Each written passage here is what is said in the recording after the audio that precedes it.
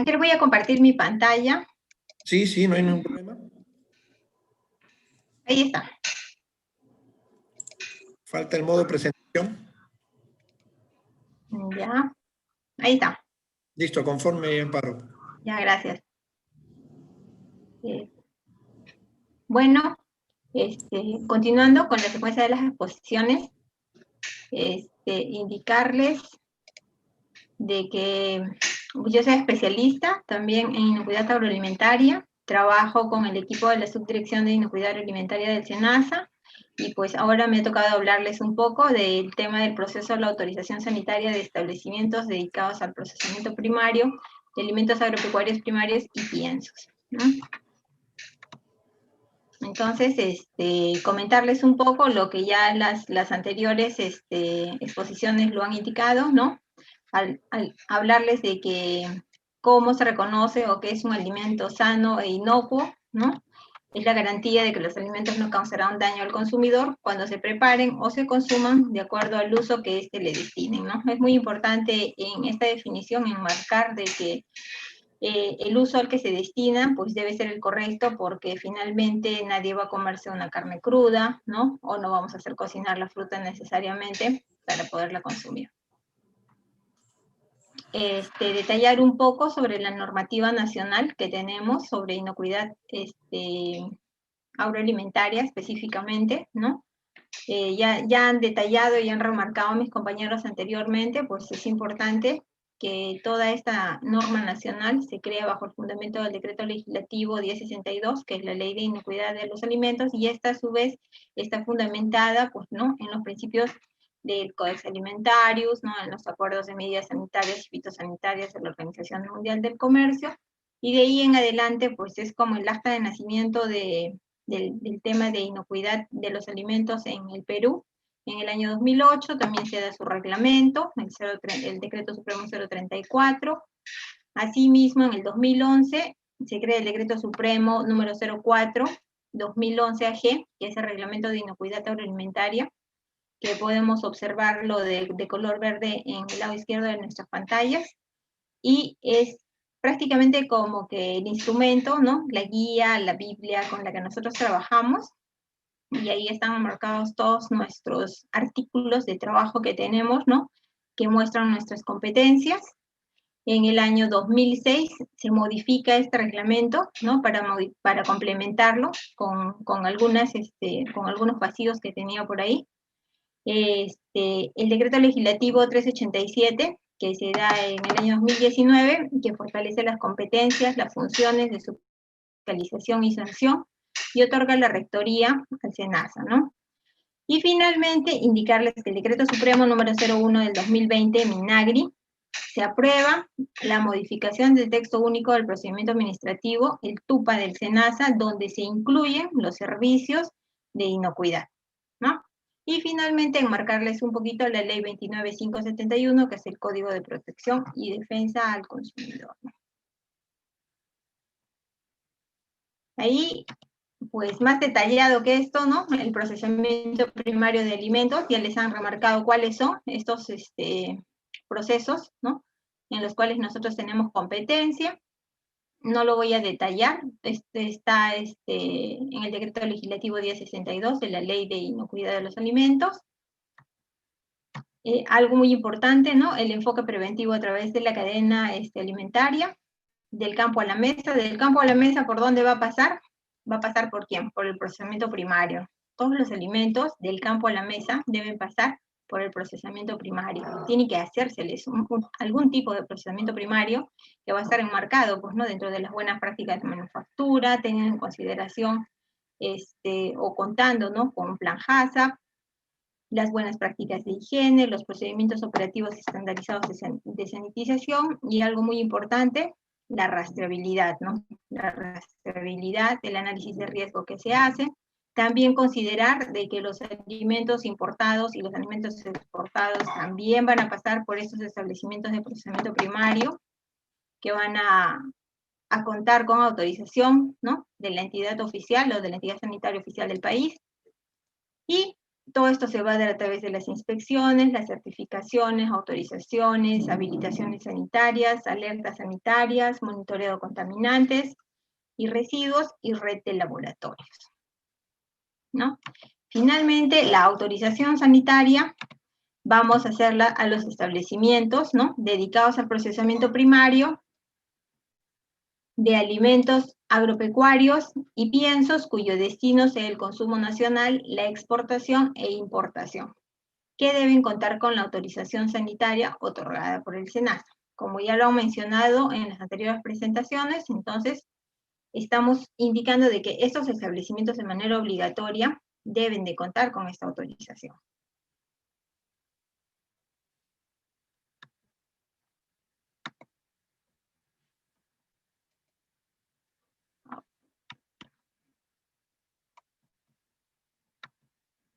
Esta autorización sanitaria, asimismo, ¿no?, dentro del artículo 33 del Decreto Supremo 04, establece los requisitos que deben cumplir, ¿no?, los administrados que desean autorizar estos establecimientos de procesamiento primario. Ellos deben de presentar un formulario de solicitud donde se debe incluir dos puntos importantes. Uno, la ubicación de los establecimientos donde se consigna la dirección, el departamento, provincia, distrito, el profesional responsable del establecimiento, los nombres completos, ¿no?, número de DNI, tipo de profesión, especialidad de la profesión, número de colegiatura, modalidad de servicios. Asimismo, también deben de consignar el número y la constancia, con la constancia de pago, con su fecha de pago, ¿no? Esta solicitud debe ir acompañada de la copia del Manual de Buenas Prácticas de Manufactura, debe ir acompañado del documento, ¿no?, una copia del Plan de Análisis de Peligros y Puntos Críticos de Control, debe asimismo estar acompañado de los planes operativos estandarizados de sanitización, el plan interno de rastreabilidad y el flujo de operaciones proyectado en el plano del establecimiento. Todo este compendio de documentos que se le solicita, ¿no?, va a tener un proceso de atención en el SENASA a través del PROCEAC número 1, que es el procedimiento para la autorización de establecimientos dedicados al procesamiento primario de alimentos agropecuarios y piensos, ¿no? Este expediente puede ser presentado por mesa de partes de manera física o presencial, ¿no?, y también de manera virtual. El proceso de la auditoría. El proceso de la auditoría comprende dos etapas. Una vez que el expediente es ingresado por mesa de partes, a su vez es evaluado ahí si cumple con todos los requisitos antes mencionados, y una vez que es conforme ello, ¿no?, las condiciones de estos requisitos, es derivado a través de un sistema integrado de gestión de inocuidad agroalimentaria hacia el jefe de área de insumos agropecuarios e inocuidad agroalimentaria del SENASA de la jurisdicción, ¿no?, porque él tiene competencia sobre la atención de estos servicios. Entonces, este expediente es derivado a través de este sistema de gestión, ¿no?, informático. Y a su vez llega al jefe de área, el jefe de área a su vez verifica el cumplimiento, da conformidad y deriva esto, ¿no?, al especialista. Entonces, este proceso de auditoría, que comprende de dos etapas, ¿no?, dice de una evaluación documentaria y una auditoría in situ. En caso que el titular cuente con uno o más establecimientos anexos o sucursales, deberá obtener la respectiva autorización sanitaria por cada uno de ellos. Entonces, iniciamos con la primera etapa, que es la evaluación documentaria. La evaluación documentaria, ¿no?, como les mencionaba, el jefe de área deriva al especialista de inocuidad para que realice la evaluación documentaria del expediente de acuerdo a lo establecido en la normativa vigente y emita un acta de evaluación documentaria, igual, asimismo, en el módulo del SIGIA, ¿no?, un módulo informático, y esta acta es remitida por la misma vía al jefe de área. Una vez que el jefe de área recibe esto, entonces él indica que, teniendo un dictamen favorable, ¿no?, como tenemos acá en esta evaluación documentaria también tres tipos de dictámenes: un dictamen favorable, un dictamen desfavorable con observaciones subsanables, y tenemos un dictamen desfavorable con observaciones no subsanables, ¿no? igual, en caso ocurriera estas dos situaciones, igual se le remite una carta al administrado. En caso de que fueran observaciones subsanables, se le presenta el documento indicándole un plazo de tiempo, ¿no? Para que él pueda levantar estas observaciones. Y en caso tuviera un dictamen desfavorable con observaciones no subsanables, ¿no? Cuando se detecta de que alguno de los requisitos incumple con los lineamientos establecidos, ¿no? En el Códex Alimentario, en el Manual de Buenas Prácticas de Manufactura, en su plan HACCP, ¿no? El especialista le va a remitir una carta, ¿no? Se hace un acta, esto conlleva a que se genere un documento que es una carta al administrado y se le comunique que su trámite está siendo archivado, ¿no? En cuyo caso el expediente puede ser devuelto al administrado sin ningún problema. Del proceso de la auditoría in situ. Este proceso de la auditoría in situ va a tener como base, pues, ¿no? Los criterios de la auditoría que van a estar basados en el tema de las guías, de las buenas prácticas agrícolas, de las buenas prácticas ganaderas, ¿no? Y de las buenas prácticas de proceso, ¿no? Tenemos el plan HACCP, tenemos los POEs, tenemos que ellos deben de contar con un plan interno de rastreabilidad, todo ello se va a evaluar, ¿no? Ahí. Entonces, estos criterios van a estar dados en ese sentido, ¿no? Cumplir el plan de auditoría, porque una vez que se ha generado el plan de auditoría, se le comunica al administrado y se concerta una fecha para realizar la auditoría, ¿no? Una vez que nosotros tenemos todo ello, le remitimos el documento del plan de auditoría al administrador establecido, el equipo realizaría la auditoría in situ de acuerdo a lo estipulado en el PROCEP número 4, que es el procedimiento, ¿no? Que nos enmarca propiamente el procedimiento de la auditoría de la autorización sanitaria. En este plan de auditoría, nosotros consignamos o concertamos todo el proceso, ¿no? Que se va a dar de la auditoría, desde la llegada, ¿no? La reunión in situ que se va a hacer con el equipo al inicio, ¿no? La reunión de inicio de la auditoría, todo el proceso, la evaluación que se va a dar, la reunión de cierre donde se les da a conocer los hallazgos, el cierre de la auditoría, y ahí concluye el día, ¿no? De trabajo en el establecimiento. ¿Qué se evalúa en esta auditoría técnica? Se evalúan las instalaciones, se evalúa el proceso, ¿no? Se evalúan los equipos, se evalúa la indumentaria, el desarrollo o el desempeño, ¿no? De los manipuladores de alimentos, el flujo, y no solo se ven todas las conformidades que haya o se va dando, ¿no? En este proceso sistemático que se hace, y a su vez es documentado para obtener, ¿no? Toda la evidencia y la evaluación que se dé de manera objetiva a fin de determinar, ¿no? El grado de cumplimiento de los criterios de la auditoría. Asimismo, también tenemos un documento de gestión ahí que nos ayuda, que es una lista de chequeo, donde nosotros igual damos cuenta, ¿no? Del grado de cumplimiento de estos criterios de la auditoría, y a su vez también podemos indicar todas las no conformidades u observaciones que podemos tener en este proceso de la auditoría. Una vez que nosotros hemos recopilado o hemos hecho todo el recorrido en el proceso de la auditoría, tenemos los hallazgos de la auditoría, ¿no? Identificados los hallazgos de la auditoría, se registran en el RICSEC 3 de acuerdo a la clasificación identificada, consignando según corresponda el resultado preliminar o final, el nombre y la firma del equipo auditor, así como el responsable del establecimiento al cual le entrega una copia de este registro durante la reunión de cierre, ¿no? Es muy importante dejarle la copia, y es muy importante que también el representante del establecimiento esté de acuerdo con estos hallazgos de auditoría en la reunión de cierre, ¿no? Tenemos el documento que se genera. Una vez que se termina el trabajo ahí en el establecimiento, se ingresa toda esta información al SIGIA y nos genera este documento, que son los hallazgos de la auditoría. Finalmente,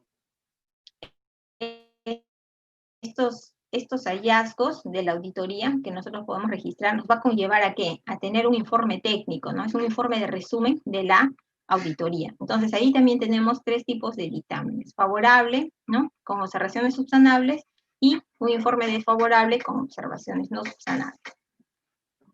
En cuyo caso, el informe favorable de la auditoría se genera mediante el sistema y dentro del plazo de 2 días hábiles, ¿no?, se generaría el certificado de la autorización sanitaria del establecimiento. Si tuviéramos un informe con observaciones subsanables, se le otorga un plazo para subsanarlas y se coordina, ¿no?, la nueva fecha de la auditoría que estarían consignados en el dictamen final. Cuando se hace la reunión de cierre y se evalúa con ellos los hallazgos de la auditoría, ahí ya más o menos predeterminamos el tiempo que les vamos a dar para que ellos hagan el levantamiento de estas observaciones o de su no conformidad, de ser el caso. Entonces, ahí se procede con ellos a consignar más o menos, y ellos van a tener plena conciencia del tiempo que tienen para regularizar esta condición, ¿no? Y en caso fuera un informe desfavorable con observaciones no subsanables, cuando estas condiciones detectadas no garantizan la inocuidad del producto. De igual manera, se remite al administrador una carta, ¿no?, indicándole que se archiva el expediente y que ellos, de requerir una nueva autorización, deberán pasar por un nuevo trámite, por un nuevo proceso para la autorización sanitaria de establecimiento, donde deberán tener en cuenta todas las observaciones y no conformidades que fueron identificadas en el proceso de auditoría anterior. La emisión de la autorización sanitaria, como dijimos, teniendo un informe con un dictamen favorable, entonces la autorización sanitaria se otorga al establecimiento ¿no? Y la numeración a utilizar es la autorización sanitaria de establecimientos dedicados al procesamiento primario de alimentos agropecuarios y piensos, que corresponde a la secuencia correlativa que se genere en el SIGIA de cada dirección ejecutiva, ¿no? Ahí tenemos el ejemplo de cómo sale.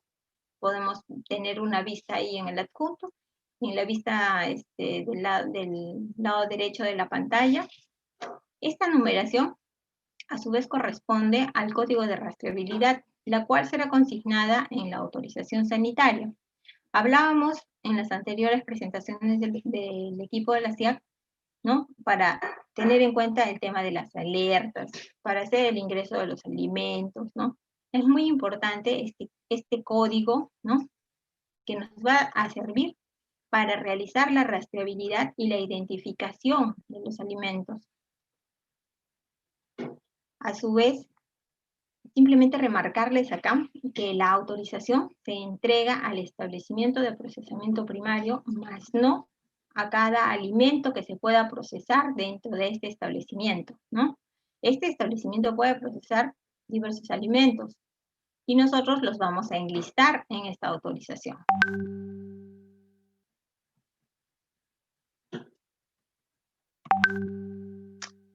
Cuando nosotros hemos ingresado y hemos cerrado, hemos finiquitado prácticamente el expediente, ¿no?, de atención de este servicio de la autorización sanitaria y hemos otorgado el título habilitante al establecimiento, en nuestra página web tenemos un banner de consultas. Y en este banner de consultas, pues a su vez vamos a encontrar el formulario para la solicitud, los requisitos adjuntos, y ese es el documento que vamos a poder visualizar, ¿no? Ahí dice sin valor oficial. Quiere decir que ustedes están haciendo una consulta, ¿no?, a través del banner, donde no tenemos firmas, pero sí se consigna el documento tal cual ha obrado en original al administrado.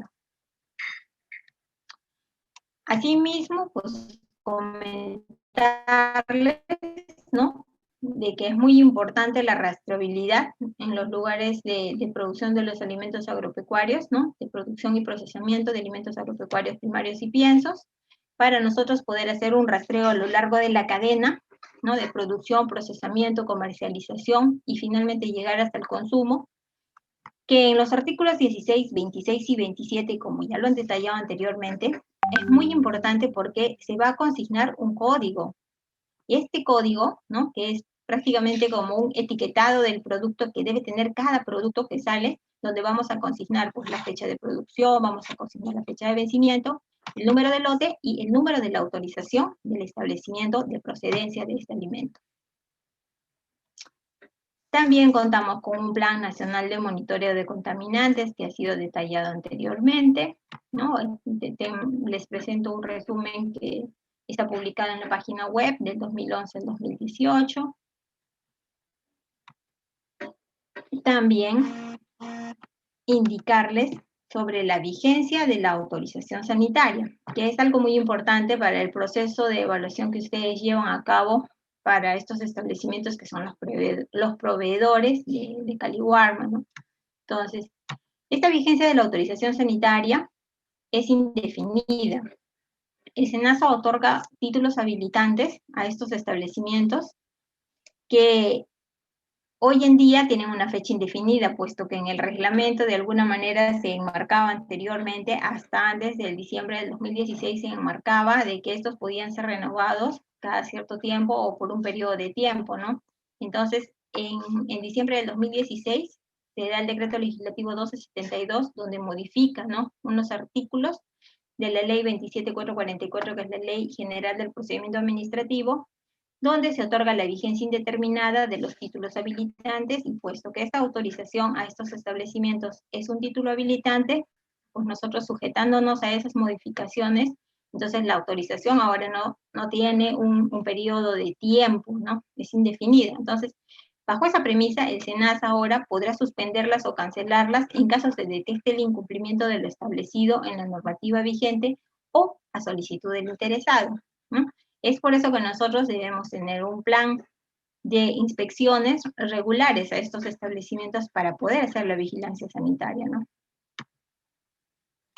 Detallarles un poco en qué condiciones se hace la suspensión de la autorización, ¿no? Y el SENASA dispone en los siguientes casos: cuando por desviaciones comprobadas en las operaciones se afecte directamente las condiciones sanitarias del alimento o pienso, pero este o estos aún no se han distribuido.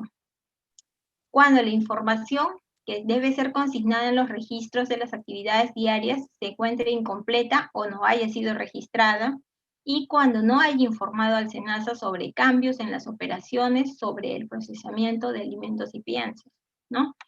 Cuando hacemos la consulta en el banner, igual va a salir de esa manera, ¿no? Suspendido.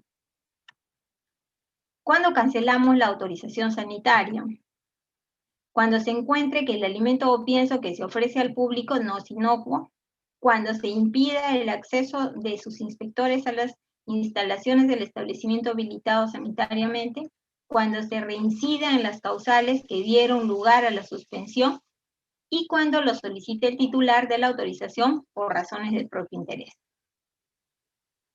¿no?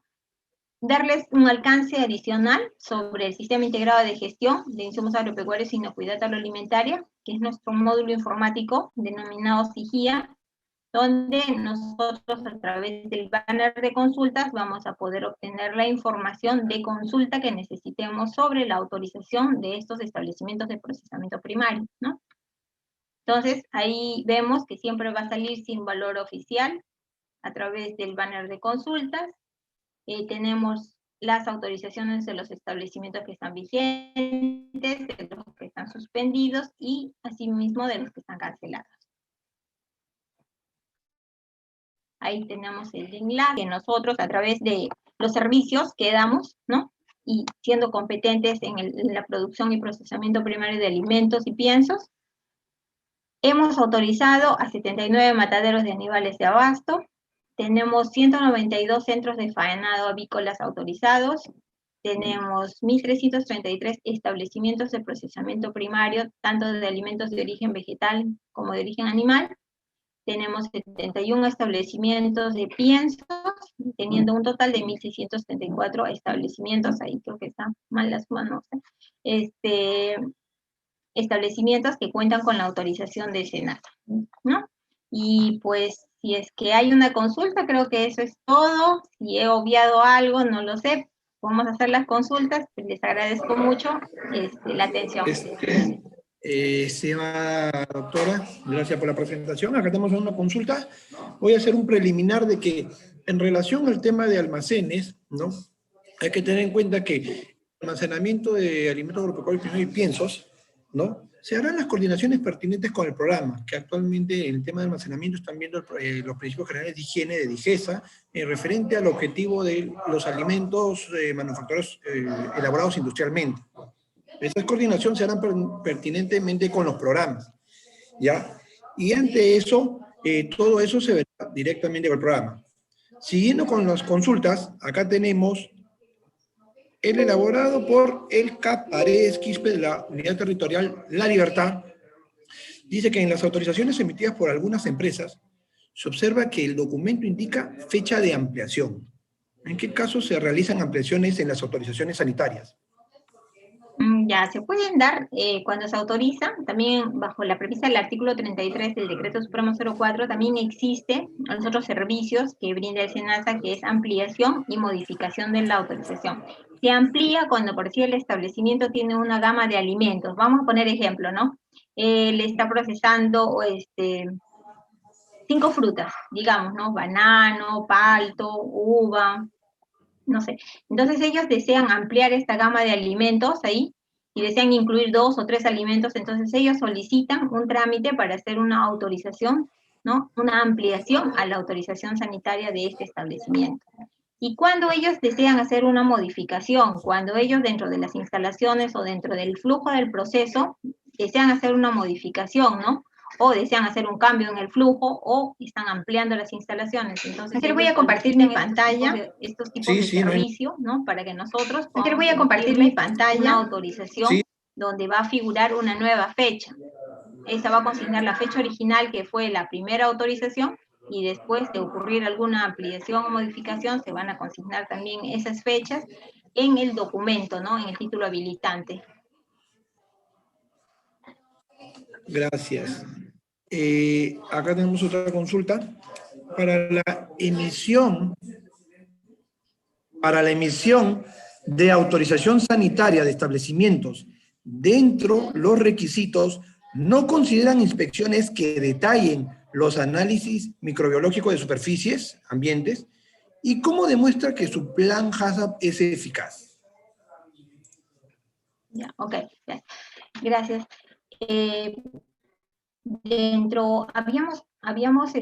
había comentado dentro de las presentaciones que contamos con un instrumento de gestión que nos apoya, que es la lista de chequeo. En esta lista de chequeo tenemos consignados varios criterios, ¿no? Dentro de la auditoría, dentro de los cuales se les pide, a su vez sustentados en el desarrollo de sus prerequisitos y de su plan HACCP, que ellos controlen los contaminantes, ¿no? Algunos como materia prima y otros como los microbiológicos, como productos terminados. Entonces sí se les pide y eso se comprueba y se evidencia objetivamente durante el proceso de la auditoría. Gracias. Listo, acá tengo una más del señor José González, Hotel Lima Provincias. En el caso de la auditoría técnica, de tener informe con observación subsanable, ¿quién establece los días? ¿SENASA o el administrado para el levantamiento de las observaciones? El equipo auditor del SENASA es quien establece el tiempo. Ellos son los que proponen y de repente el administrado en algún momento puede decir, no, pero deseo más tiempo, ¿no? Y si se ve que no es prudente porque no amerita, es el tiempo, pero el tiempo lo establece el equipo auditor del SENASA. Siempre y cuando el administrado también esté de acuerdo con ello, ¿no? Pero siempre lo va a determinar el SENASA. Listo. Una consulta adicional es, como veo preguntas por ahí cercanas, ¿en qué caso se debe realizar la ampliación de la autorización? Ya, como lo habíamos mencionado anteriormente, el caso de ampliación generalmente va a estar dado a cuando ellos tienen alimentos, ¿no?, que desean incluir en el proceso de este establecimiento. Para que ellos hagan la ampliación de estos alimentos, por decir, ¿no?, si ellos en este establecimiento procesan alimentos de origen animal, pues tienen que tener un flujo separado si ellos desean incrementar el proceso, ¿no?, ampliar el proceso de alimentos de origen vegetal. Pero generalmente la ampliación va a corresponder cuando tú quieres aumentar, ¿no? Cuando tú quieres hacer un procesamiento adicional de más alimentos, por redundar en el tema. Gracias, Ángel. Listo, muchas gracias por su participación. Ahora vamos a continuar con los siguientes temas. Muchas gracias, doctora. En esta ocasión ahora toca ver el tema de trazabilidad de productos agropecuarios primarios y piensos. Agropecuarios primarios y piensos, plan interno de rastreabilidad.